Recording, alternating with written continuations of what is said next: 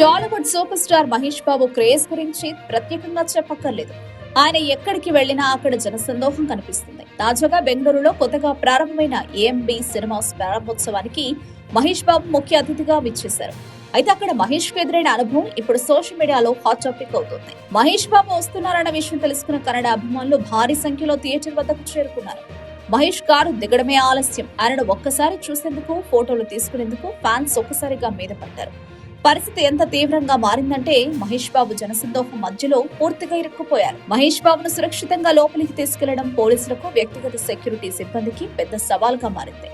Fans ఒక్కసారిగా ముందుకు రావడంతో తీవ్రమైన తోపులాట జరిగింది. పరిస్థితి అదుపు తప్పుతుండడంతో పోలీసులు రంగప్రవేశం చేసి అతి కష్టం మీద మహేష్ బాబును థియేటర్ లోపలికి పంపగలిగారు. ఈ హడావిడిలో మహేష్ బాబు ఫ్యాన్స్ మధ్య నలిగిపోయి తీవ్ర ఇబ్బంది పడాల్సి వచ్చింది.